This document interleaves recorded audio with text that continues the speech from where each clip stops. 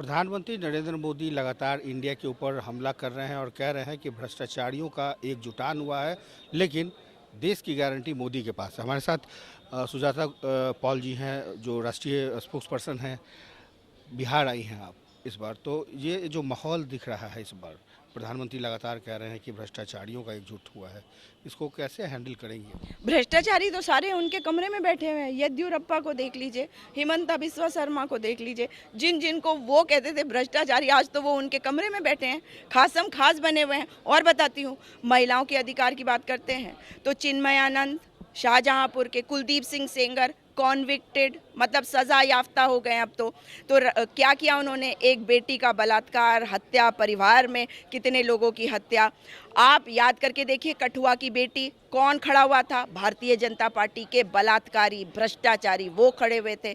और भ्रष्टाचारी नहीं है तो ऐसा क्यों है कि आज अंकिता भंडारी नाम की एक बेटी उत्तराखंड में, जिसकी हत्या को 1 वर्ष हो गए, भाजपा और आरएसएस यानी कि राष्ट्रीय स्वयंसेवक संघ, संघी का बेटा पुलकित आर्या खुलेआम घूमने की तैयारी में है, क्योंकि उसके साथ कुछ नहीं होना है। जितने भ्रष्टाचार हैं पेपर लीक मामले में आप देख लीजिए, हर राज्य में सामने आ रहे हैं। तो बात सच ये है कि दलितों को कैसे दबाओ, शोषितों को कैसे दबाओ, वंचितों को कैसे दबाओ, ओबीसी को कैसे सामने मत आने दो। केवल वो करो जो हम करना चाहते हैं, क्योंकि हमें तो भ्रष्टाचार करना है। जब दबे कुचले लोग रहेंगे तो आवाज़ कैसे उठाएंगे? तो बोलने में क्या जाता है? टैक्स थोड़ा ही लगता है, जीएसटी थोड़ा ही लगती है ना। अभी जो क्रेडिट महिला आरक्षण को लेकर प्रधानमंत्री नरेंद्र मोदी और तमाम बीजेपी जो है ले जा रही है, लेकिन आप कह रही हैं कि ये तो राहुल गांधी की जीत है, तो क्या इतना वक्त क्यों लग गया आप लोग? देखिए, राहुल गांधी जी ही नहीं कहा, मैंने तो राजीव गांधी जी तक बताया आपको।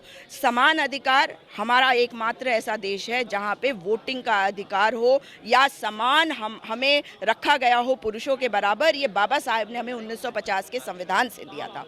और उसके बाद धीरे धीरे समाज बढ़ता है। पितृसत्ता से ग्रसित समाज है, इसको हम जुटला तो सकते नहीं। धीरे धीरे समाज आगे बढ़ता है, जबरदस्ती और तानाशाही करके नहीं होता है। मोदी जी को ये बातें समझ में नहीं आएंगी।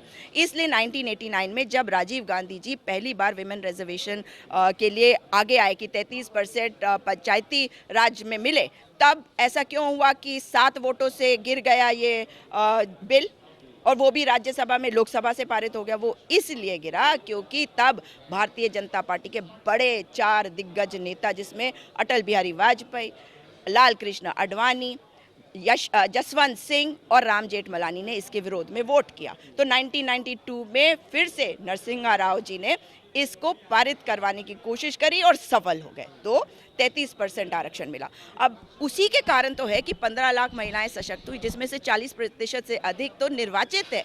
उसके बाद क्या हुआ? दूसरी सरकारें आई, नहीं करवा पाई। फिर जब यूपीए की सरकार आई डॉक्टर मनमोहन सिंह के तहत, तो 2010 में हम इसे पारित कराने की दिशा में चल पड़े और राज्यसभा में हमने इसे पारित करवाया। लोकसभा में ये मुश्किल था। अब यहीं पे आ जाती है बात, लाल कृष्ण आडवाणी जी और अटल बिहारी, जो पहले तैयार नहीं थे वो तैयार हो गए ना। तो उसी तरह से उस वक्त गठबंधन की सरकार थी, अन्य जो दल थे वो हमारे साथ नहीं आए लोकसभा में, हम नहीं पारित करवा पाए।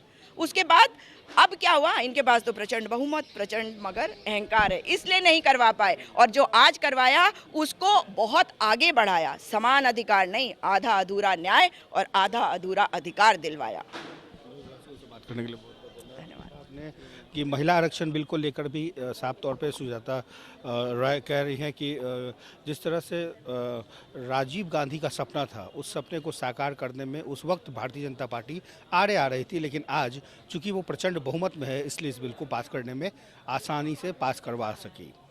सहयोगी राजेश के साथ कुमार गौतम, न्यूज़ बाइस्कोप, पटना।